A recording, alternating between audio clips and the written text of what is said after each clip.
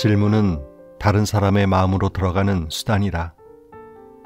일종의 연장과 같다.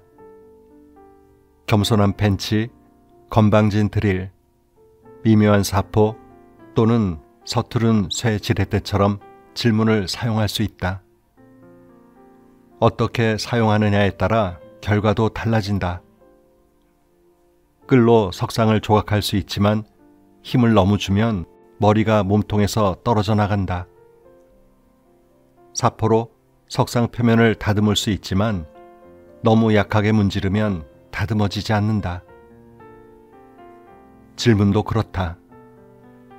연장을 사용하는 것과 작동 방법이 비슷하다.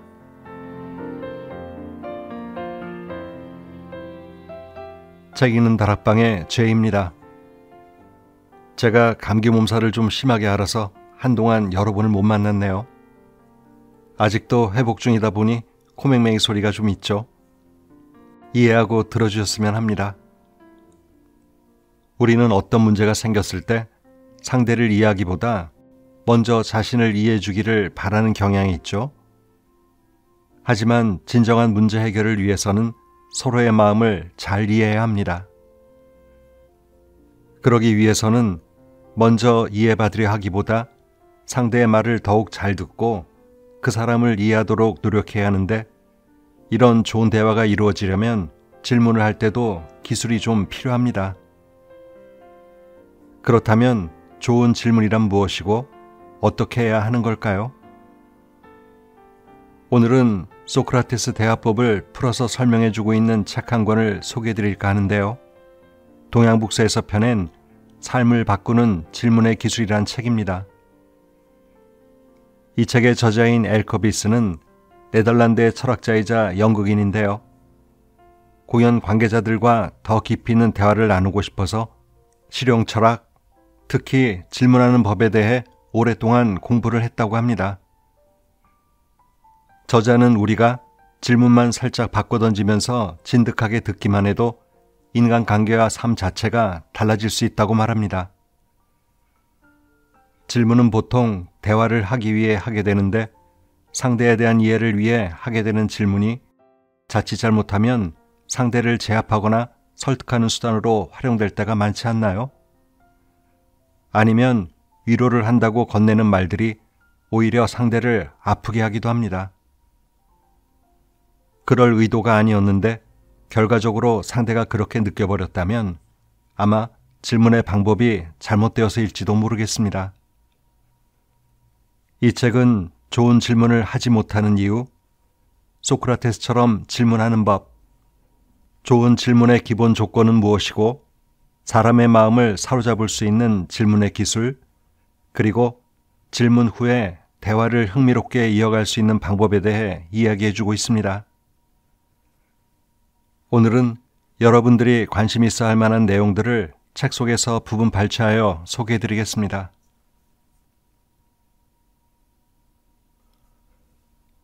좋은 질문을 던지지 못하는 이유. 우리는 왜 뻔한 질문을 주고받을까? 좋은 질문을 하고 싶으면 좋은 질문을 하지 못하는 이유를 이해해야 한다. 토론을 잘하고 싶으면 당연히 토론 연습을 많이 해야 하지만 연습만 한다고 토론을 잘할 수는 없다. 빠지기 쉬운 함정을 피하면서 토론하고 논쟁하는 방법을 이론적으로 배우고 지식을 습득해야 한다. 요리를 잘하고 싶으면 요리 연습뿐만 아니라 맛, 냄새, 재료를 연구하고 이론 수업도 병행해야 한다. 특정 제품과 도구, 기술적인 부분도 심도 있게 조사해야 한다. 예를 들어 초콜릿 슈플레를 만들려다 실패했다면 이 요리를 할 때 하기 쉬운 실수와 실패의 원인을 먼저 찾아내야 한다. 나는 이 책을 쓰기 위해 사람들과 전화 인터뷰를 했다. 그리고 전화 인터뷰를 통해 좋은 질문을 하지 못하는 6가지 이유와 결론을 발견했다. 첫 번째 이유. 우리는 좋은 질문을 하기에 너무 이기적이다. 인정하고 싶지 않겠지만 사실이다. 좋은 질문을 하기에 우리는 너무 자기중심적이다. 좋은 질문은 다른 사람의 생각과 경험의 세계로 들어가고 싶다는 생각에서 출발한다. 그런데 우리는 다른 사람의 생각과 경험이 자신의 것만 못하다고 생각한다. 자신의 의견, 관념, 정체성, 이야기를 생각하느라 바쁘다. 이때 보이는 몇 가지 대화 습관이 있다. 말 끊고 토달기. 상대방의 이야기를 자주 끊는 사람들이 있다. 테르스 헬링에서 휴가는 잘 보냈어? 재미있는 일 있었어? 우롤의 해변을 따라 자전거를 탔어. 나도 몇 년 전에 야파구 우롤에 갔는데 그때가 처음이었을 거야. 진짜 아름다웠지. 그런데 밤에는 제법 춥더라. 정말 추웠어. 6월이라 따뜻할 줄 알고 코트를 안 가져갔지. 그렇게 추울지 누가 알았겠어. 너희도 모르고 있었구나. 섬에서는 그런 게 꽤 위험할 수 있어. 이렇게 말을 끊으면 대화는 중단되고 다시 돌이킬 수가 없다. 사람들은 이런 행동이 짜증을 유발한다는 것을 알면서도 그 원인이 어디에 있는지는 거의 생각하지 않는다. 이런 행동은 다른 사람의 이야기를 좀처럼 듣지 않기 때문에 일어난다. 자신의 관점만 중요하고 다른 사람을 이해하고 위할 마음이 없다는 사실을 스스로 드러내는 것이다. 자기 할 말만 생각하기. 때때로 다른 사람이 말하고 있는데 당신은 머릿속으로 이런 생각을 할지도 모른다. 나는 동의하지 않아. 내 생각이 맞는 것 같아. 잘 기억하고 있어야지. 안 그러면 할 말을 잊어버릴지도 몰라. 내 의견을 저 사람이 이해하도록 만들어야지.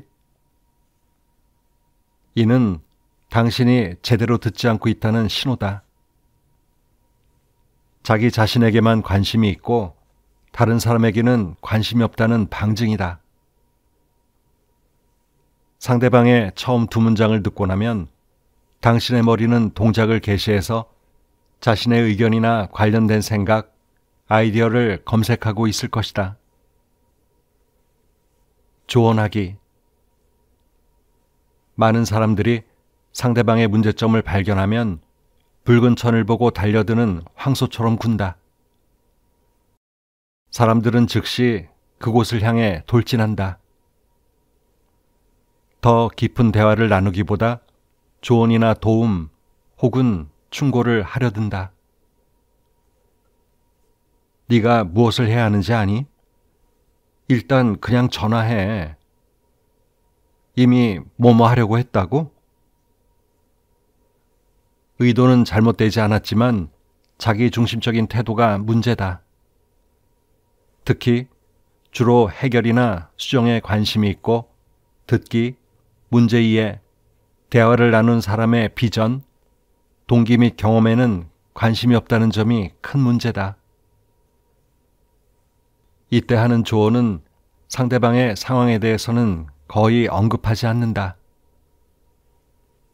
조언하는 사람의 지식만 드러낼 뿐이다.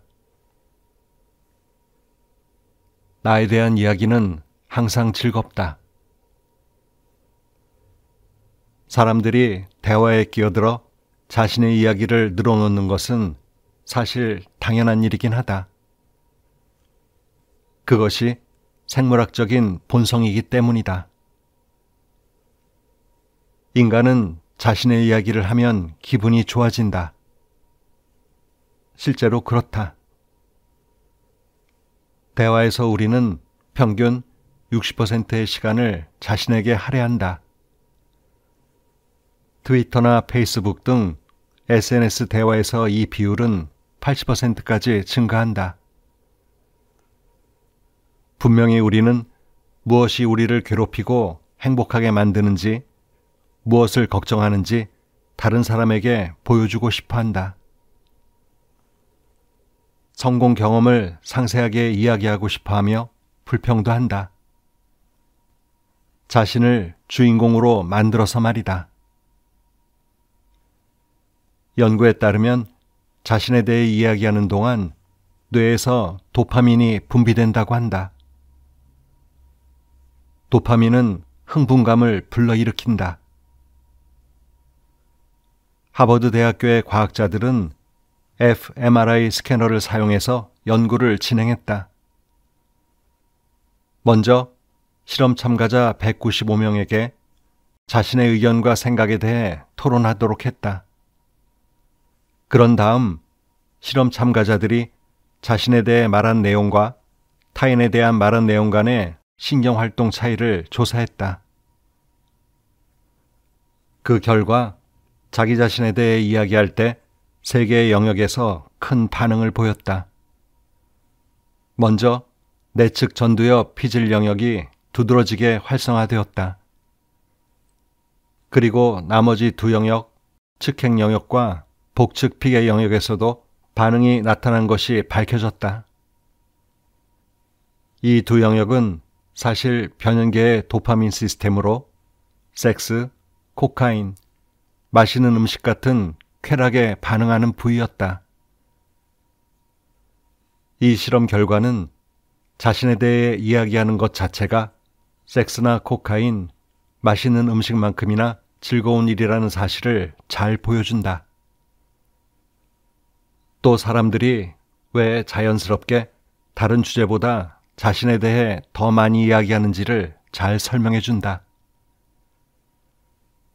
비록 다른 사람들의 이야기가 더 흥미로울지라도 자신에 대해 이야기하는 것이 훨씬 더 즐거운 법이다. 타인에게 관심을 갖고 질문을 던지는 것보다 더 강렬한 결과를 가져다 주기 때문이다. 2 번째 이유, 질문을 두려워한다. 질문을 할 때 우리는 3가지를 두려워한다. 첫째, 상대방을 불편하게 할까봐 두려워한다.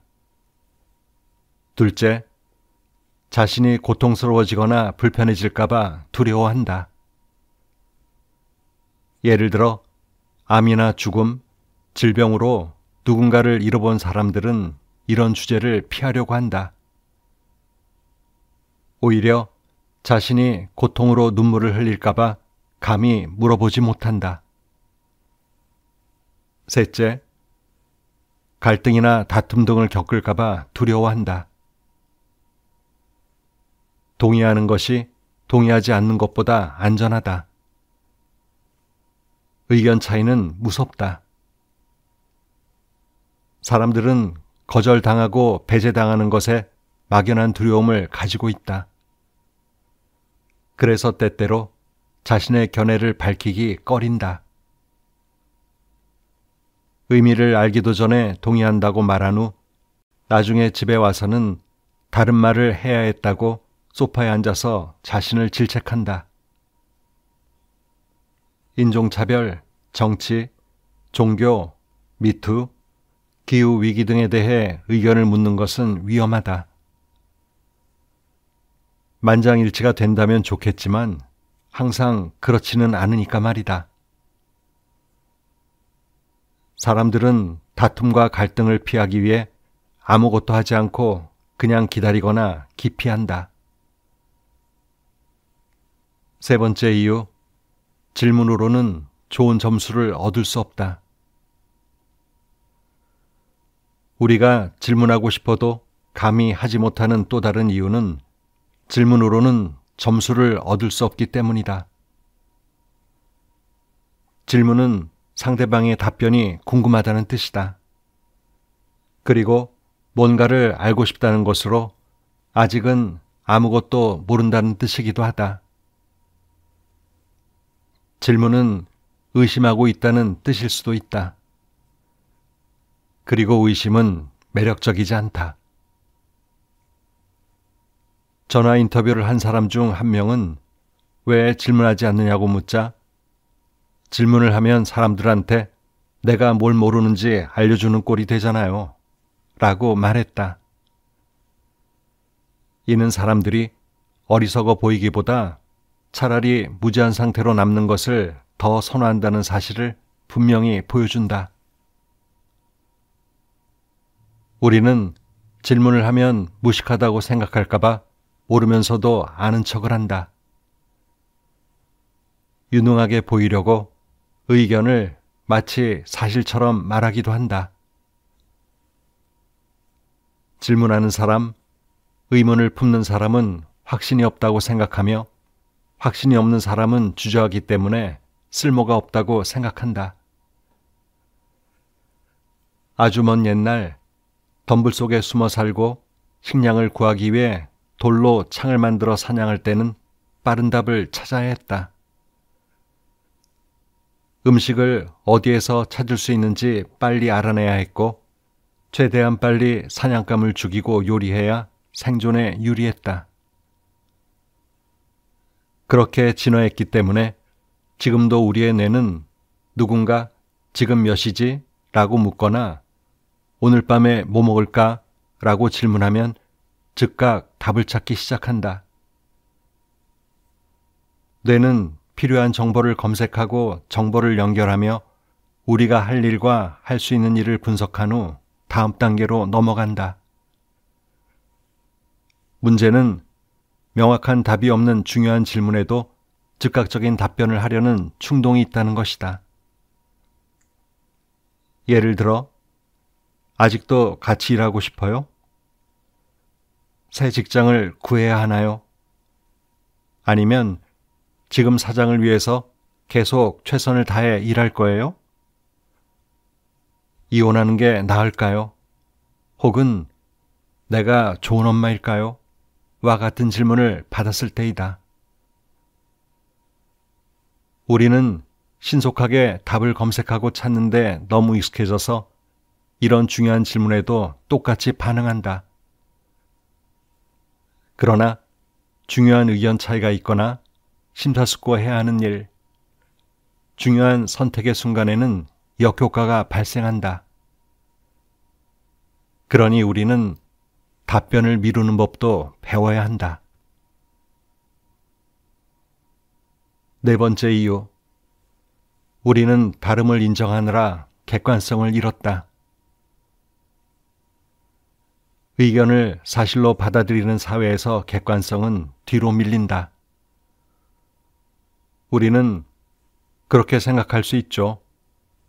그게 당신 의견이군요. 저한테는 제 생각이, 당신한테는 당신 생각이 있는 거죠. 라고 말하면서 자신과 의견이 다름을 인정하고 받아들인다. 물론 모든 사람은 자신의 견해가 있고 이를 진지하게 받아들여야 한다. 그런데 문제는 사람들이 그런 견해를 통해 자신의 정체성을 형성하고 나면 그 다음부터는 그 견해에 의문을 제기하지 않는다는 사실이다. 최근 연구 결과에 따르면 사람들은 모순적 증거가 드러나면 오히려 자신의 견해를 더 강하게 믿는다고 한다. 자신의 의견과 신념은 다른 의견을 받아들일 수 있을 만큼 유연해야 한다. 다름을 인정하는 것과 객관적으로 판단하는 것은 다르다. 객관적인 판단 기준이 사라진 채 다름만 인정하다 보면 사실과 의견이 뒤섞이게 되고 시간이 갈수록 사람들은 객관적으로 판단하고 추론하는 능력을 잃게 된다. 다섯 번째 이유, 우리는 급하게 묻고 급하게 답한다. 왜 질문을 안 하시나요? 내 질문에 레저 스포츠 지도자인 요세핀 하름선이 대답했다. 사람들은 습관적으로 바쁘다고 하죠. 상대방의 질문에 대해 깊이 생각할 여유가 없어요. 그냥 별 생각 없이 답하죠. 깊이 있는 질문을 하면 오히려 이상하다고 생각하거나 시대에 뒤떨어진 것처럼 봐요. 그의 말이 맞다. 우리는 이제 상대에 대해 생각할 시간이 없다. 또 생각하려고 하지도 않는다. 그저 가능한 한 빨리 일을 끝내고 싶어 한다. 우리는 확실히 아는 것뿐만 아니라 확실히 알면 좋겠다는 생각마저 접어둔다. 그리고 알고 있다고 생각하는 것에 대해서는 진지하고 호기심 많은 질문은 불필요하다고 생각한다. 그런 질문을 하려면 오랫동안 진득하게 생각을 해야 하는데 너무 바쁘기 때문에 그럴 여유가 없다. 하지만 좋은 대화, 진지한 대화는 오히려 시간을 절약해준다. 대화 당사자들이 상대방에 대해 알기 위해 더 생각하고 더 질문하는 데 시간을 썼더라면 얼마나 많은 오해와 갈등을 예방할 수 있었을까? 또 얼마나 많은 프로젝트가 성공할 수 있었을까? 좋은 대화를 하기 위해서는 많은 시간과 더불어 훈련이 필요하다. 하지만 우리는 훈련할 시간 자체가 없다고 핑계를 댄다. 하지만 부족한 것은 시간이 아니라 훈련이다. 질문하는 법에 대해 훈련하지 않기 때문에 좋은 질문을 하지 못하고 그와 더불어 좋은 대화가 사라지는 것이다.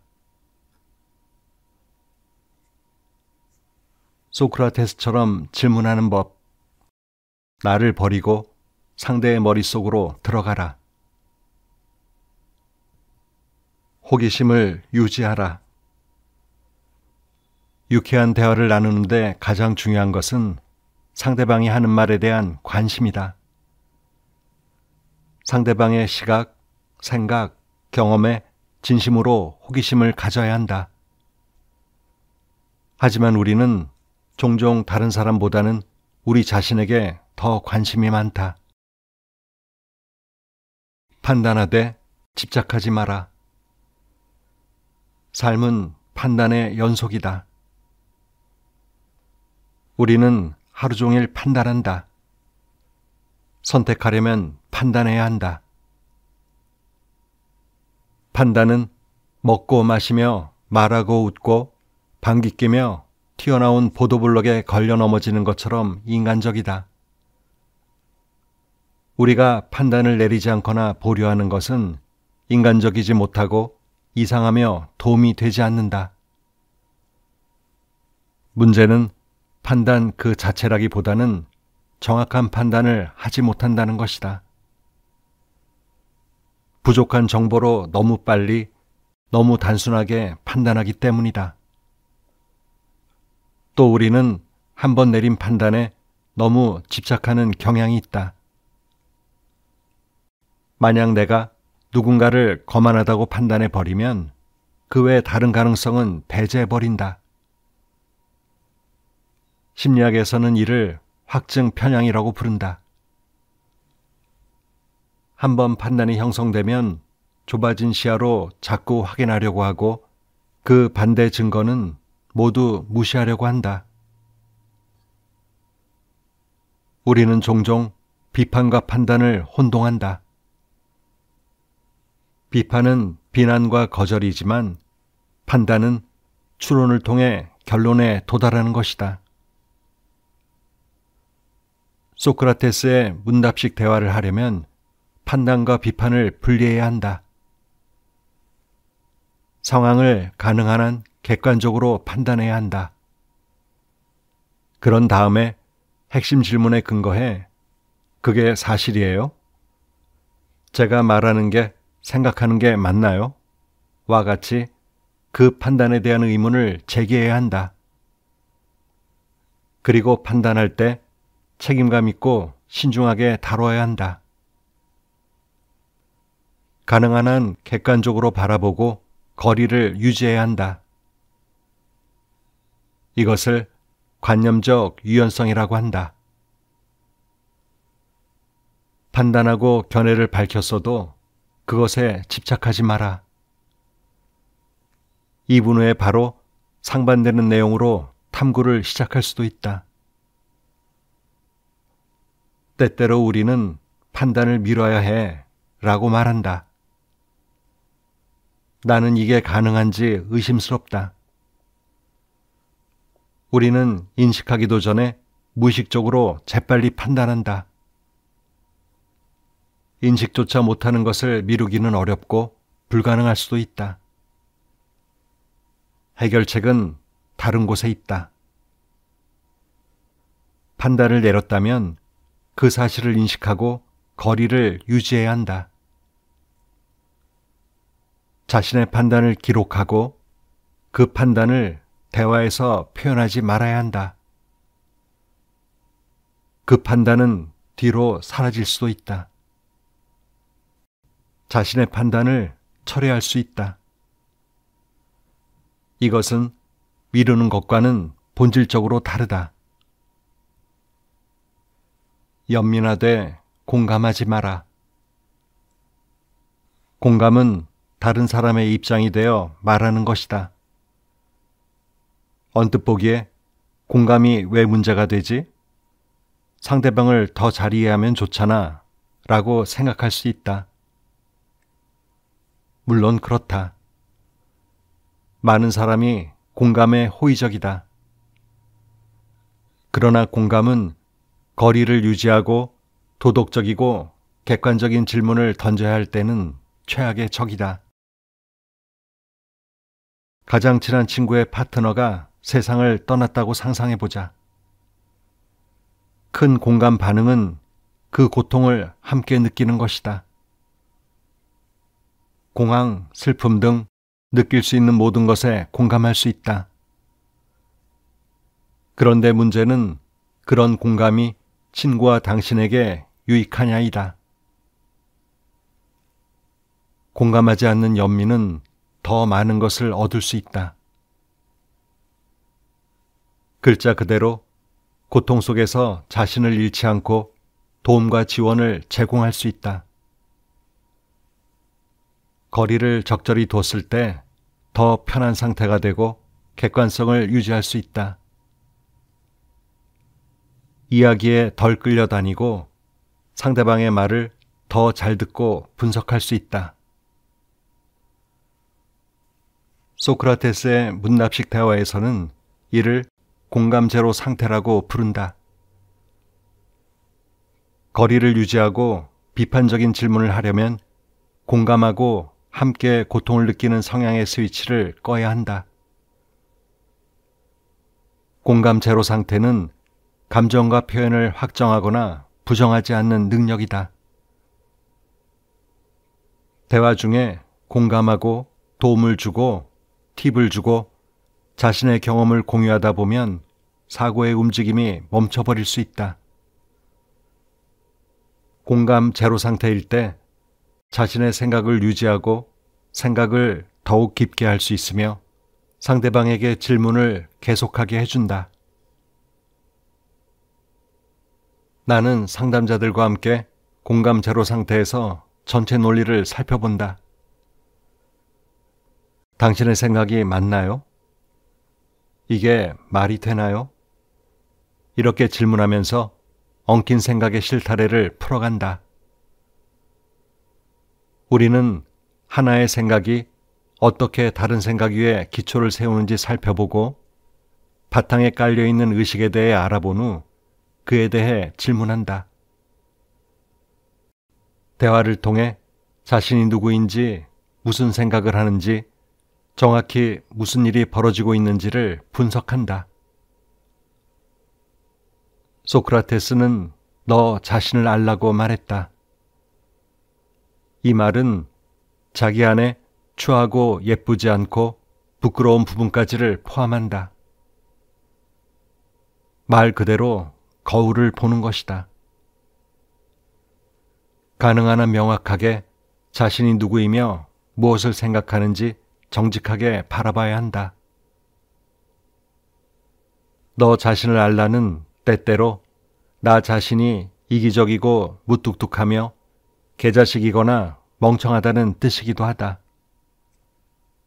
또한 차별과 불합리, 거짓, 조작을 알아내라는 뜻이기도 하다. 우리는 이 모든 낙인을 다른 사람들에게 쉽게 찍을 수 있다. 자신을 정직하게 바라볼 수 있을 때만 무엇이 문제인지를 알게 된다. 좋은 질문의 조건. 대화에는 시간, 관심, 절제가 필요하다. 첫 번째 조건, 상대방의 입장에서 듣는다. 잘 들으려면 의지가 있어야 한다. 좋은 질문은 다른 사람에 대한 것이어야 한다. 다른 사람의 경험과 이야기에 대해 질문해야 하며 나의 경험, 의견을 은밀하게 내어놓아서는 안 된다. 우리는 의도치 않게 자신의 이야기를 흘린다. 이는 이야기를 듣는 능력과 관련이 있다. 우리는 모두 형편없는 청취자다. 다른 사람이 말할 때 절반만 듣는다. 상대의 말을 들으면서 자신이 할 말만 생각하고 상대의 이야기 끝에 곧바로 무슨 이야기를 할지, 어떤 행동을 할지 생각한다. 남의 말을 제대로 듣지 않기 때문에 자기 이야기가 저절로 나온다. 다른 사람에 대한 질문을 하고 싶다면 정말 잘 들어야 한다. 잘 듣고 집중해서 듣는 일은 쉽지 않다. 다른 사람의 말에 보충 설명을 달거나 가정 또는 의견을 내지 않은 채 듣기만 하는 것은 상당한 연습이 필요하다. 내 이야기를 끼워 넣지 않고 계속 들을 수 있다면 상대의 이야기에 훨씬 더 집중할 수 있다. 그리고 상대가 무엇을 설명하려 하는지 잘 알 수 있기 때문에 구체적인 질문이 저절로 이어질 수 있다. 다른 사람의 이야기를 잘 들으려면 듣고자 하는 의지가 있어야 한다.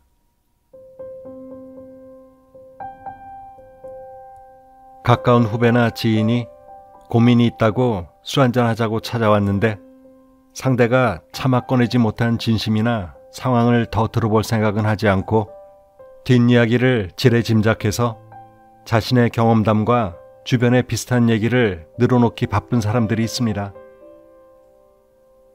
고민이 있어 답을 좀 구해볼까 하고 어렵게 말문을 열었는데 도움은커녕 스트레스만 잔뜩 받고 헤어진다면 두 번 다시는 그 사람과 속 깊은 이야기를 나누지 못하겠죠. 대화의 기본은 말하기보다는 듣기인 것 같네요. 상대가 말하는 중간에 끼어들고 싶은 충동을 참고 다 듣고 나서 자신의 이야기를 하는 것. 그럴 줄 안다면 무슨 말을 하다가 어디까지 얘기했더라? 내가 왜 이 얘기를 하지? 무슨 얘기를 하다 이 얘기까지 꺼내게 됐지?